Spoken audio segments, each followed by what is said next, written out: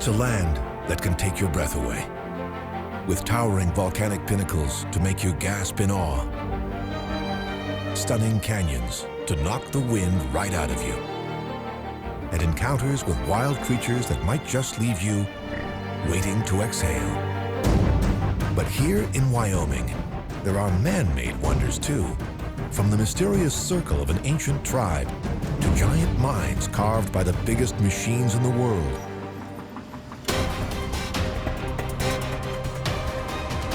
To vast stretches of oil fields that light up the prairie sky, worrying environmentalists, but giving jobs to thousands from across the nation. Aerial Wyoming soars through the lush valleys of the world's first national park, high up into icy peaks, and across a landscape of where the meeting of sky, earth, and water make it hard to know just where you stand. Here, cowboys still ride the range and hold on for dear life just for fun.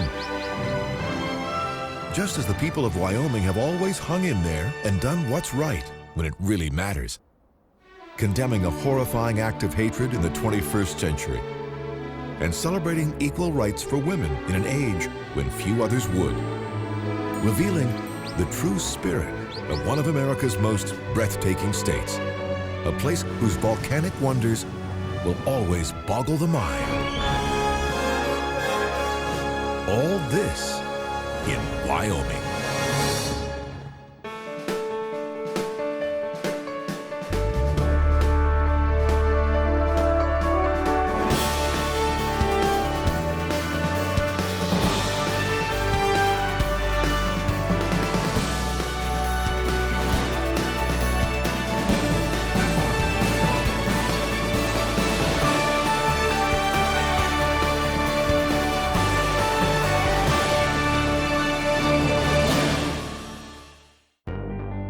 In the mid-1880s, a group of prospectors came to the unmapped mountains of northwest Wyoming in search of gold. They found something they didn't expect instead, something that left them scratching their heads and remains a mystery to scientists today. A giant rock circle known as the Bighorn Medicine Wheel. Its 28 spokes seem to match the lunar and solar cycles, but there are no clues as to who built it or why. Carbon dating suggests that construction of the ring began as recently as 500 years ago. By then, humans had already been living in Wyoming for over 11,000 years. A Stone Age tribe scientists called the Clovis people were among the first to arrive. They were known to hunt big game. Other groups followed, including the Folsom and the Eden Valley. About 500 years ago, the ancestors of today's Native Americans began sweeping into the region in a competitive search for land and food. The Shoshone came first in the 1600s, moving up from what is now Nevada. 100 years later, in the 1700s, the Arapaho, Crow, Cheyenne, and Lakota Sioux started muscling in on the Shoshone's new territory from the north and east. But in the early 1800s, members of the most aggressive and well-armed tribe yet started fanning out across Wyoming, European Americans. Starting with prospectors like those who discovered the Medicine Wheel. The most legendary of them all was a mountain man named Jim Bridger. Bridger was the first white man to see Utah's Great Salt Lake, and one of the first to visit what is now Yellowstone National Park. But he earned his fame as one of the greatest guides on the Wyoming frontier. Bridger's adventures began in 1822 when he joined a party of 100 trappers on a trip up the Missouri River and onto the land that's now Wyoming. He and his companions traveled Wyoming's waterways in search of beaver pelts to sell back east. But they and hundreds of other hunters helped nearly wipe the beavers out. And soon Bridger was forced to seek another line of work. In the 1840s, wagon trains were carrying thousands of pioneers west, right across the land that's now Wyoming.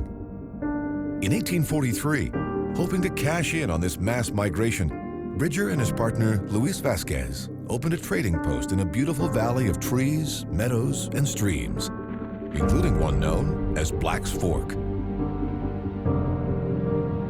For a decade, they prospered as their primitive stockade grew into a key stop on the Oregon and Mormon trails. But in 1853, local Mormon settlers accused Bridger of illegally selling liquor and guns to the Indians. When they came to get him, Bridger fled to the mountains for safety. The Mormons seized the post and turned it into a fort during a conflict with the federal government over their practice of polygamy, a conflict known as the Mormon Wars. When the U.S. Army came to drive them out, they burned their fort to the ground and fled. Today, all that remains is this small piece of charred wall. To reassert federal authority in the region, the Army built a fort of its own on the site and named it Fort Bridger. With barracks for up to 350 men, a school, and this elegant residence for the commanding officer.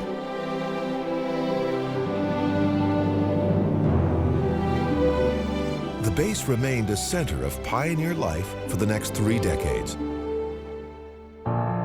As thousands more poured through Wyoming on the way west to Oregon and California. Near this ridge, known as the Oregon Buttes, they finally passed over the Continental Divide. From here, every river flowed west, and so did the pioneers, riding into the sunset in search of a dream. For many Mormon travelers, their dream was to reach the Great Salt Lake in Utah. But on the way, this rocky formation, known as Church Buttes, knocked more than one devout traveler to their knees. The buttes, steeple like needles and eroded 75-foot sandstone cliffs, reminded them of the houses of worship they had left behind back east. The site caused many of the settlers to stop, drop, and pray.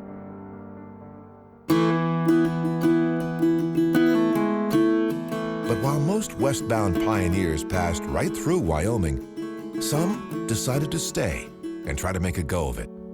In 1897, 27 Mormon families came to this valley to extend their new faith into new lands. They built homes and barns on the valley floor and began to farm.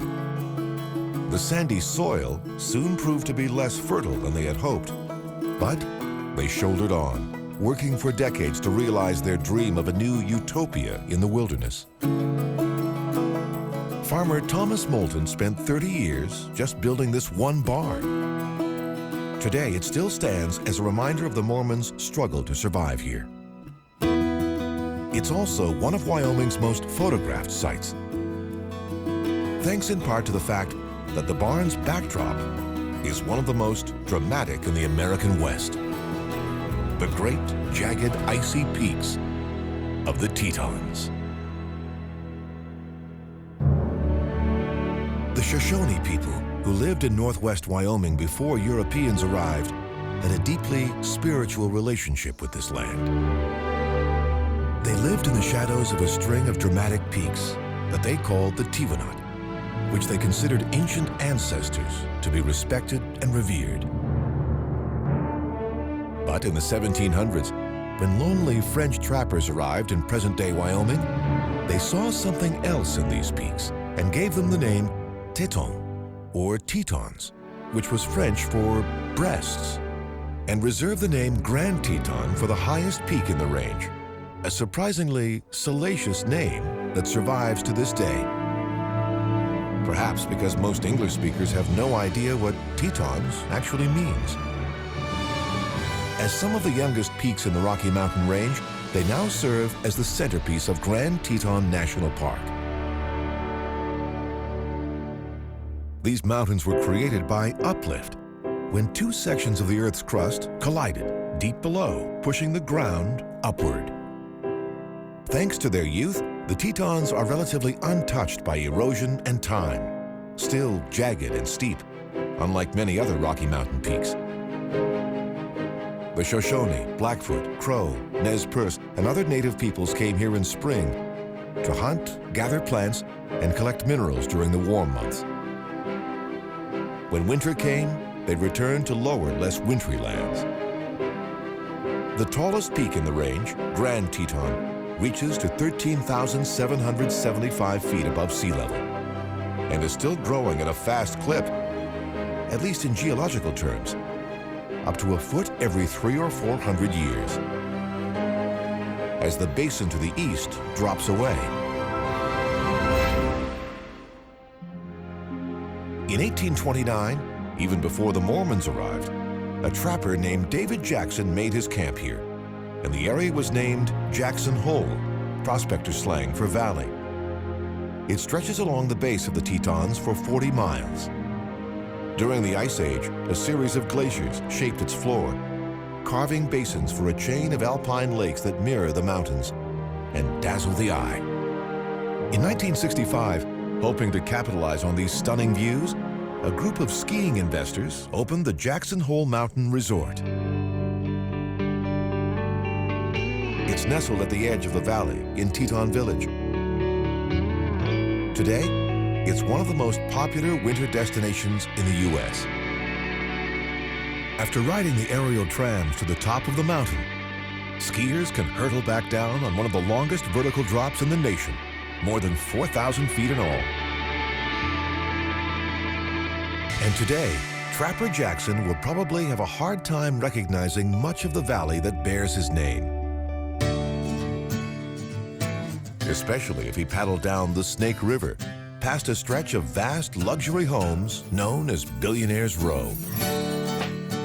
Part-time residents here include a president of the World Bank, a former CEO of Columbia Pictures, a Walmart heiress who's also the richest woman in America, and many other members of the 1% of the 1%. Not to mention John D. Rockefeller IV. The real estate wars here have transformed this once quiet valley into the most expensive ranch land in the U.S., leading some to joke that all the mere millionaires are getting priced right out of the market. But there's one relatively modest house here that stands out among the mega mansions. Perhaps because it was partially hand-built by its owner, actor Harrison Ford, a former carpenter who bought 800 acres here in 1985. In the years since, Ford has committed himself to preserving and protecting his share of this beautiful valley. The people who actually work and live here full-time stake their claim to another corner of Jackson Hole, the town of Jackson. It lies on the southeastern side of the Jackson Hole Valley, near the rushing waters of the Snake River. It was founded and run by working men and by working women. Postmistress Maggie Simpson named Jackson in 1894. Future Mayor Grace Miller laid out the streets 3 years later, setting aside space for an old-fashioned town square, now famous for the elk antler arches over its corner gates, a charming centerpiece to a town that gained fame as the first in America run entirely by women, after Miller and an all-female slate of candidates swept the city elections in 1920. But even if the town's men didn't always feel welcome at City Hall, they were always welcome here, Jackson's $1 Million Cowboy Bar. It was granted Wyoming's first post-prohibition liquor license. Ever since, locals and tourists have been saddling up to the bar with its famous saddle-style bar stools for a drink. In 1953, its owner added a distinctive neon sign that stands over the new Jackson as an enduring symbol of an old way of life in Wyoming. The life of the working cowboy. Men and women who perform difficult and dangerous tasks every day, using skills they get to show off once a year in the little town of Sheridan at the Sheridan Rodeo. Here, bronco busters risk their spines to prove they've got what it takes to tame a horse, or at least hang on for the 8 seconds required by the rodeo's rules. But there's one trick that may be the toughest to pull off: dual calf roping. To make it work, one cowboy has to rope the calf's head, the other the feet, and do it with perfect timing. Thrilling the crowd and proving they've got what it takes to make it in this cowboy state. Here in Wyoming, cows outnumber humans 2 to 1 and put working cowboys to the test every day. The state's herds got their start from cattle abandoned by settlers on their way west. When their offspring flourished, ranching in Wyoming took off. By 1870, there were over 8,000 head of cattle in the territory, and more were flooding in, along with the cowboys to keep them moving. Today, livestock is Wyoming's biggest agricultural commodity. But cowboys aren't the only ones out working on the range. Here in Sheridan County and across the state, farmers grow hay, barley, wheat, and more, giving Wyoming more than 8 times as much agricultural land as most American states. But there's one business in Wyoming that's bigger than ranching and farming combined, much bigger. And it got to number 1 not by reaping enormous profits from what's on the land, but from what's under it. Coal. This fossil fuel got its start millions of years ago, when soggy masses of vegetation were covered by layers of soil. As the soil's weight squeezed the water out, energy-generating carbon was left behind. Carbon in the form of coal. So much coal that it takes some of the largest machines in the world, digging some of the biggest mines in the world, to strip it from the land. To get to the dark veins, huge excavators work 24/7. These machines are called drag lines because their giant shovels are dragged across the mine on thick steel cables to strip away the soil above, known as the overburden.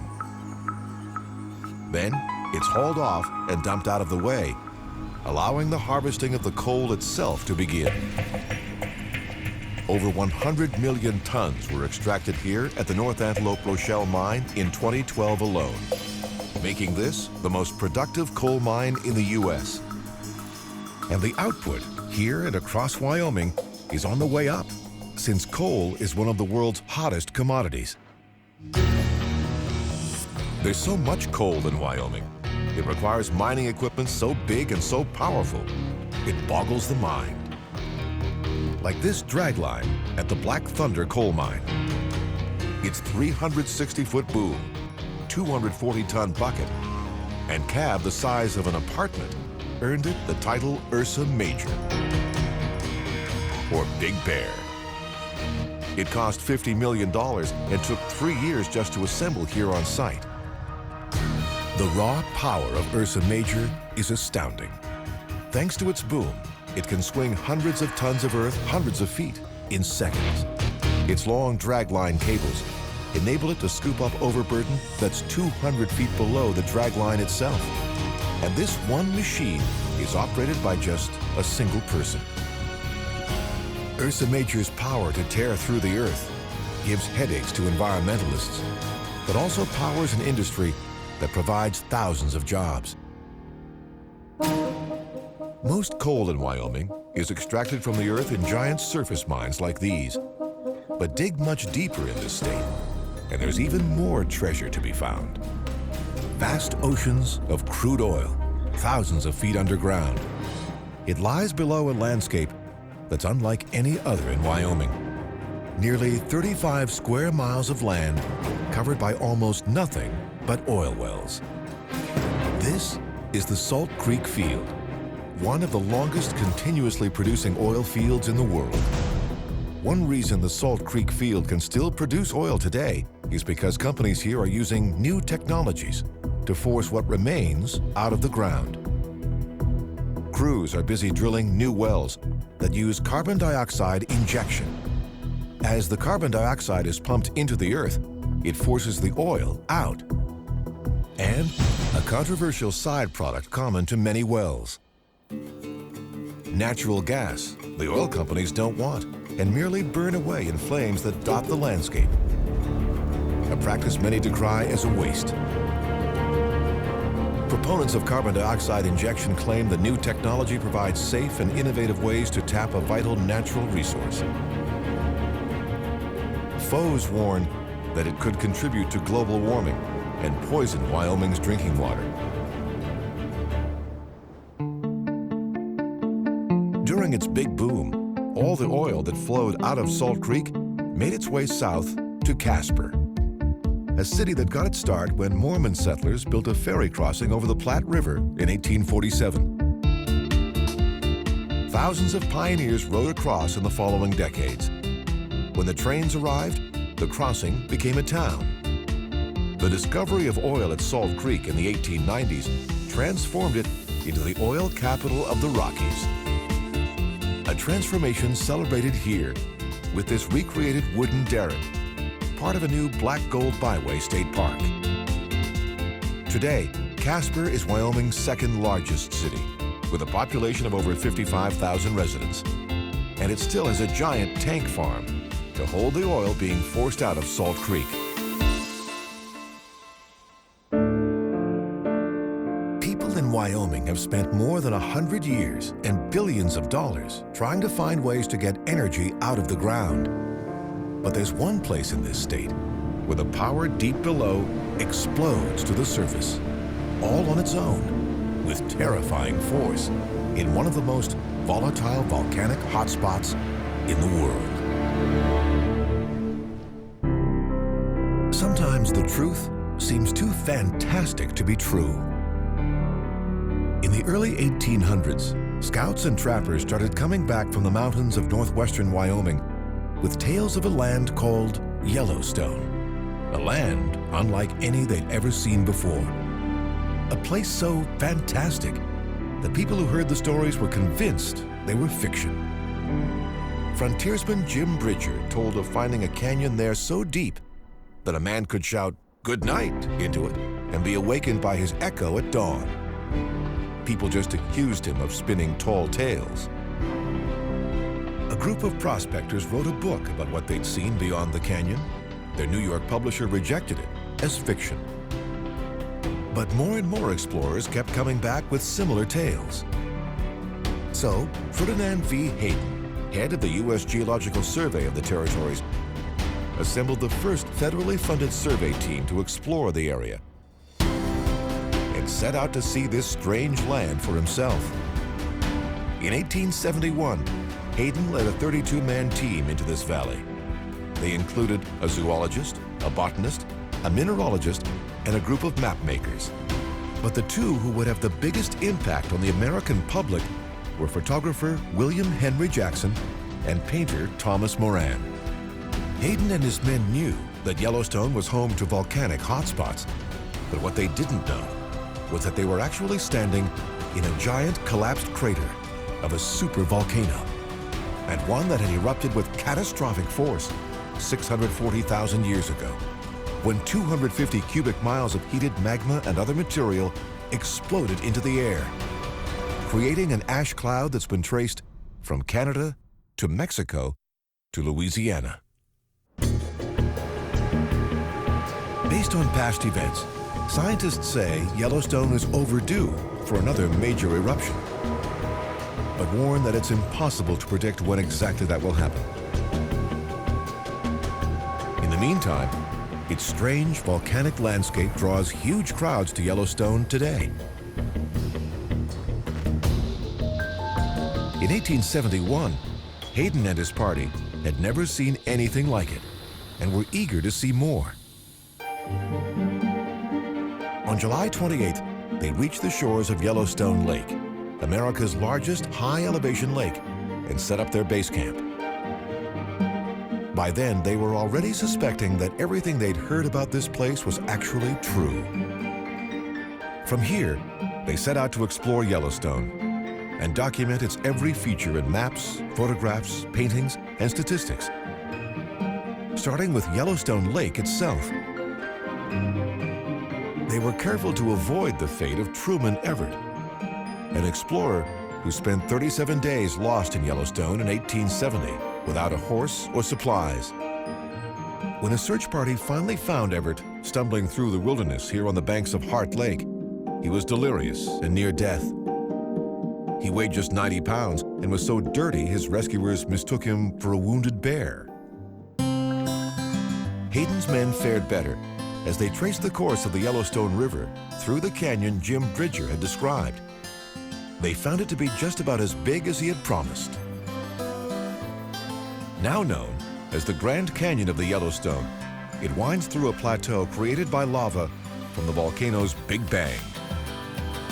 Modern scientists know the extreme heat of the blast weakened the lava, making it easier for glaciers and water to cut through the colorful stone that gives this region its name. The explorers' stories of the amazing things they discovered here fascinated the American public. But it was the paintings and photographs of Yellowstone's geysers that really blew people away.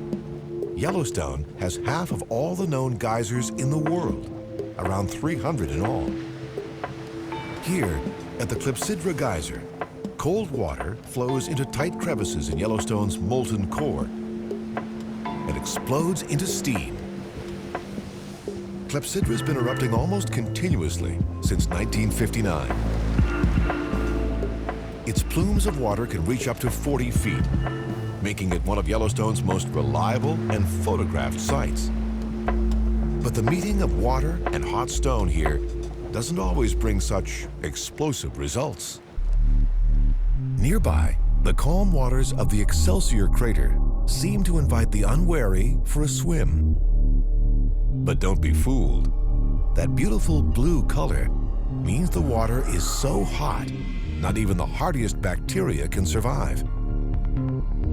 This same deadly blue lies at the center of what is, without doubt, one of nature's most amazing sights.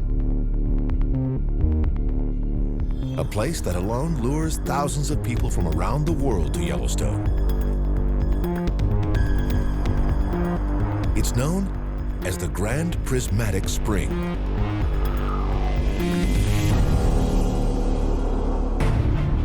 This is the largest hot spring in the U.S. and the third largest in the world. Its blue core may be deadly, but the colorful cooler bands at its edges are evidence that the Grand Prismatic is also home to plenty of life.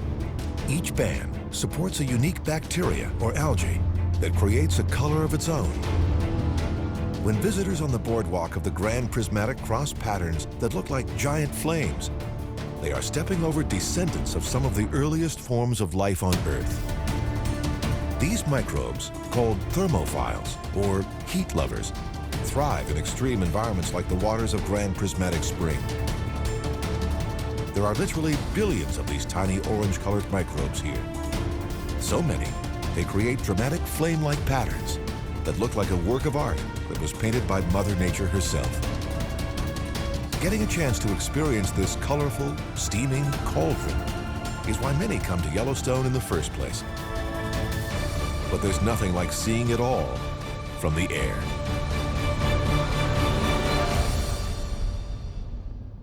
In 1872, it was Thomas Moran's paintings of the Grand Prismatic Spring that helped inspire Congress and President Ulysses S. Grant to declare Yellowstone the world's first national park, preserving all its geological wonders for generations to come. It also protects some of the last remains of the great herds of elk that used to wander across the American heartland. So much protection that an elk population explosion once threatened to overwhelm the park.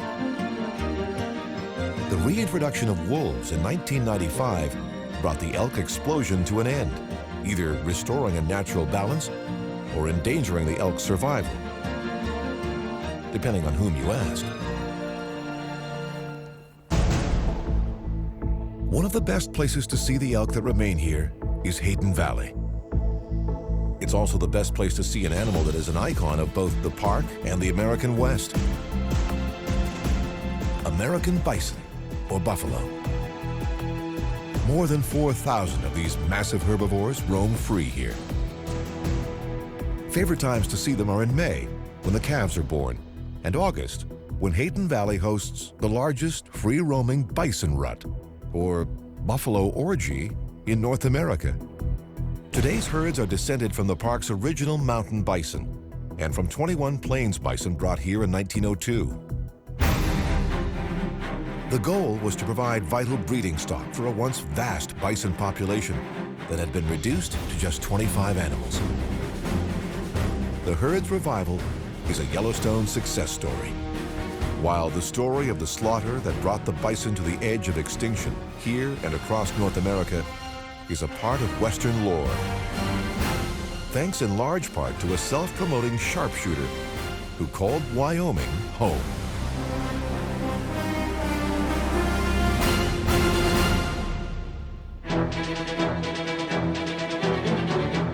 In southern Wyoming, in what seems to be the middle of nowhere, a mysterious form looms upon the horizon. A strange granite pyramid thrusting itself 60 feet into the sky. Architect Henry Hobson designed and built this lonely monument in 1882. Superstar sculptor Augustus St. Gaudens created its memorial plaques that few people ever see, all to honor the role played by Massachusetts brothers Oakes and Oliver Ames in one of 19th century America's greatest achievements, the building of the first transcontinental railroad. Congress authorized the Central Pacific and Union Pacific Railroad companies to start building the cross-country line in 1862. For 7 years, teams from the rival firms raced towards each other. Railroad tycoon Oliver Ames and his congressman brother Oakes played a key role in the Union Pacific side of the race.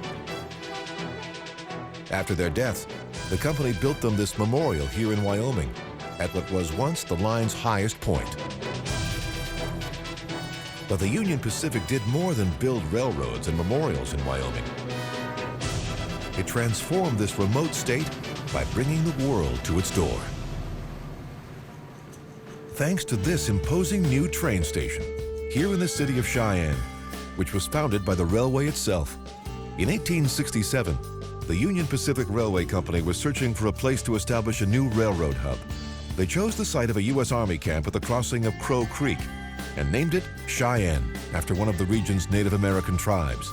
Today, with 60,000 residents, it's the most populated city in the entire state and home to the Wyoming State Capitol, the tallest building in town, which was built starting in 1886.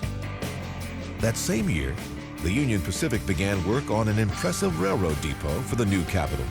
It's one of many designed by architect Henry Van Brunt, but one of just 2 still standing.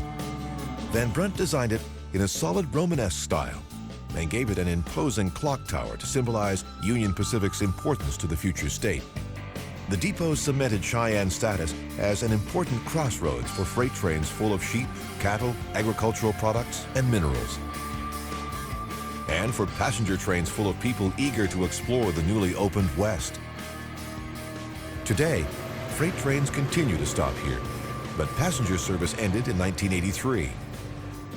Out back, a once massive roundhouse built in 1931 to house and repair trains has been reduced from 48 stalls to 7. But the giant rotating track, built to funnel trains in and out of the fan-like storage yard, still spins, delivering the downsized roundhouse's new tenants, antique rail cars and locomotives from the Union Pacific's golden age. A time that transformed Wyoming and turned a young man named William Cody into one of the world's first Western stars.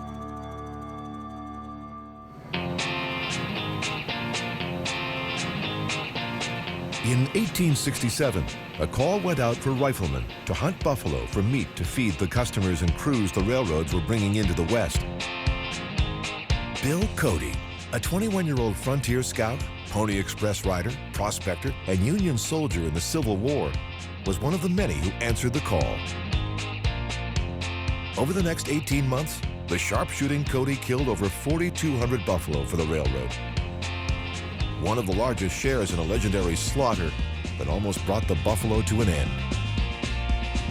but started William Cody on a surprising journey to worldwide fame as Buffalo Bill.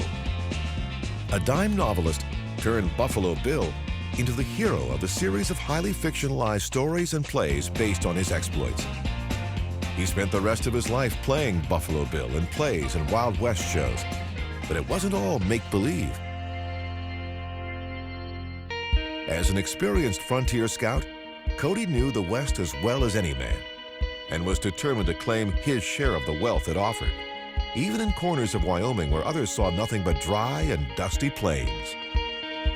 Places where the Rockies hold back the rain, deserts spread across the state from south to east, and some of America's most surreal landscapes unfold. Landscapes like the Kilpecker Sand Dunes, where these sinuous ridges wind through the heart of North America's largest active dune ecosystem. Over 100 miles long and up to 150 feet high, the dunes drift across the bottom of a vanished prehistoric lake, seeming like a landscape imported from the Sahara or the moon. Strange, yet peaceful, they seem ready-made for a desert retreat or a remake of Lawrence of Arabia. But things haven't always been so quiet here. This part of Wyoming, like most of the state, has a violent volcanic past. A past that has almost been erased by the dunes, except here, where Boar's Tusk erupts from the sand.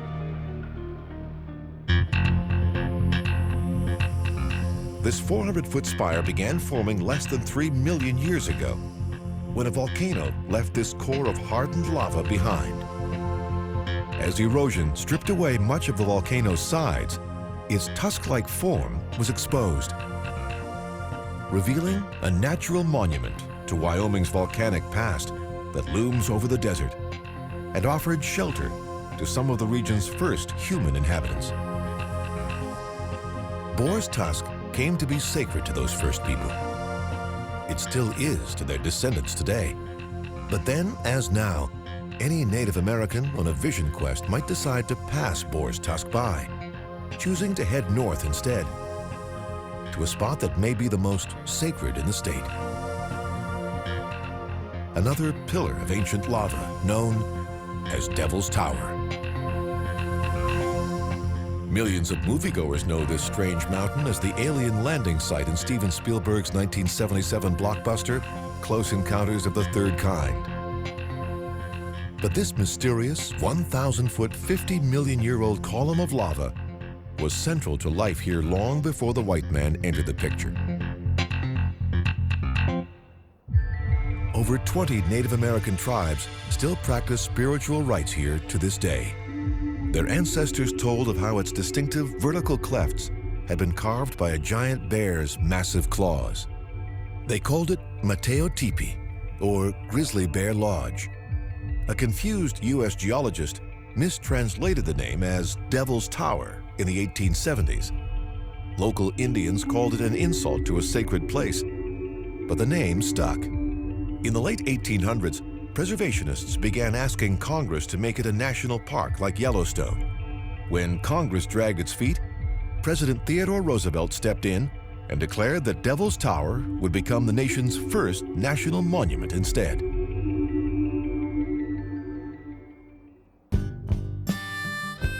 For thousands of years, the ancestors of today's Native Americans cooked their food and built their homes with wood harvested in Wyoming's forests.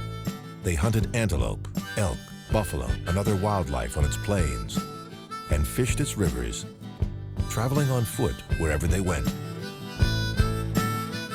But the arrival of Europeans transformed this ancient way of life, starting with the horses the Europeans brought with them. Modern horses originally evolved in America 4 million years ago, then spread to Asia and Europe over a long-gone land bridge over the Bering Strait. Once Europeans brought them back, strays and stolen steeds soon made their way into native hands.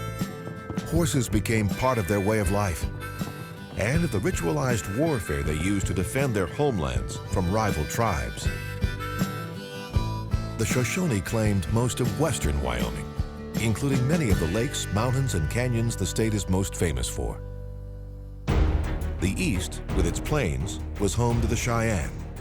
The north, from the Bighorn Mountains to the east, belonged to the Crow, while the Ute and Arapaho lived side by side in the south.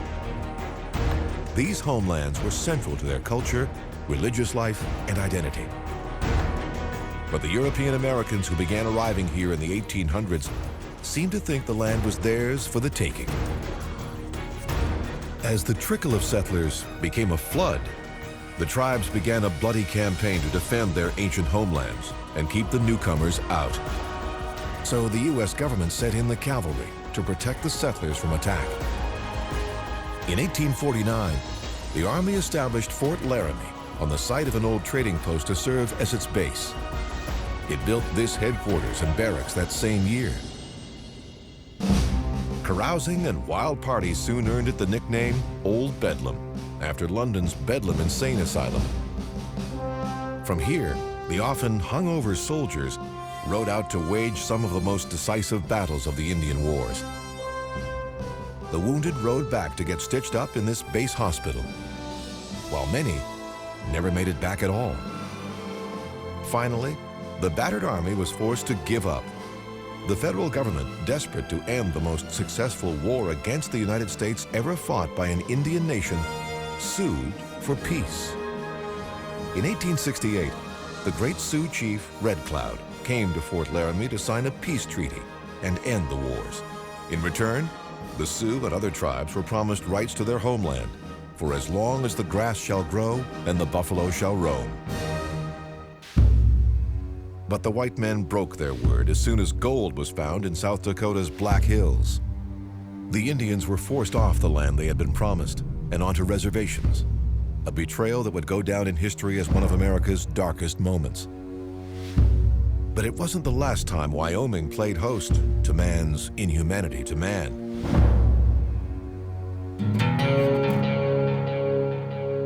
In early October 1998, a mountain biker spotted something along this road near Laramie he couldn't quite make out. He took a closer look and discovered a young man who had been beaten, tied to a fence, and left to die in the freezing cold. The world soon learned that the young man's name was Matthew Shepard, and that the two other young men had apparently done this to him because he was gay. After Shepard died a few days later, his case became a rallying cry for gay rights. In October 2009, Congress responded by passing a new Hate Crimes Prevention Act bearing Matthew's name. By then, his killers had already been sentenced to life behind bars.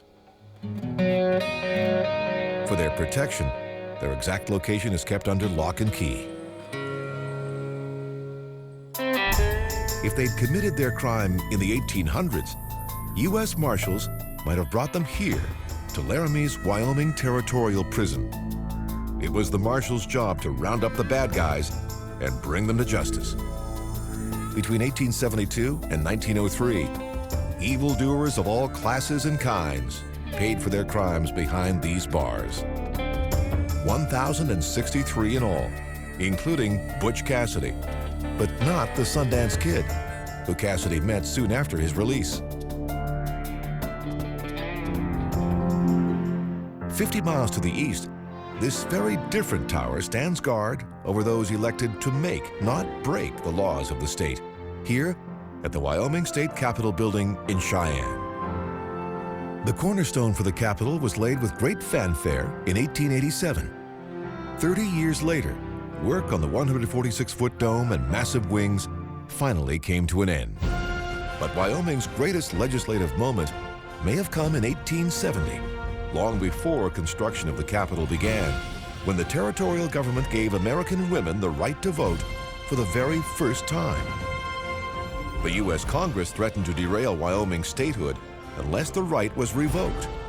But Wyoming refused to back down. In 1890, it entered the Union as the first state to allow women to cast their own ballots, earning fame as the equality state, and proving that folks in Wyoming aren't afraid to stand up for opportunity, freedom, and justice when it counts. Perhaps because they know that their state's awe-inspiring scenery is there to be shared by all.